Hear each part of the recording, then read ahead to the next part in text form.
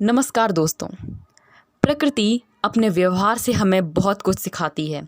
इतनी ऊंचाई से गिरने के बावजूद भी बारिश की बूंदें बिखर कर रचनात्मक काम करती हैं, प्यासी धरती को सींचती हैं और इसे हरियाली की चुनरी उड़ा जाती हैं, धरती को जीने लायक बनाती हैं।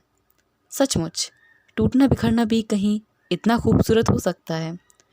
पता नहीं कितनों ने धान या गेहूं की बालियों से अनाज निकलते देखा है, कितने जोर से उन्हें पटकते हैं, फिर अनाज के मोती जैसे दाने झरझर कर गिरने लगते हैं।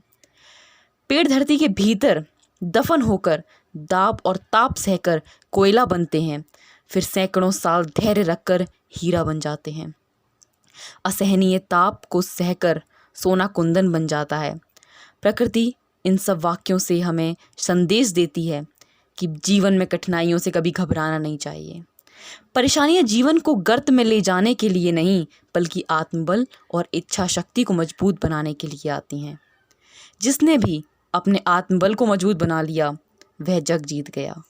परंतु इसके विपरीत देखा गया है कि परिस्थितियां हमें तोड़ देती हैं। परिस्थितियों का दबाव हमें झुका देता है, क्योंकि हम मानवीय गुण दोषों से युक्त हैं। स्वार्थ, लाभ, हानि, कर्मफल, जल्दी मिलने की लालसा शायद हमें इन सब बातों पर खरा उतरने में बाधक बनाती है।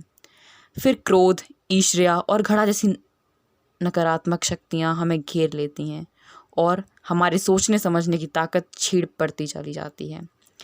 ऐसे समय में हम प्रकृति की सीख को भूल जाते हैं। इसका समाधान यही है कि हम मनोकूल ना होने पर भी धैर्य का साथ ना छोड़ें, उस परिस्थिति में भी उचित कर्म करते रहें। जीवन में धैर्य के साथ किए गए कर्म का पर्याय कुछ भी नहीं होता है। प्रकृति सबसे बड़ी शिक्षक है। वास्तव में कोई भी विपरीत परिस्थिति आपको सबल बनाने की ओर पहला कदम होती है।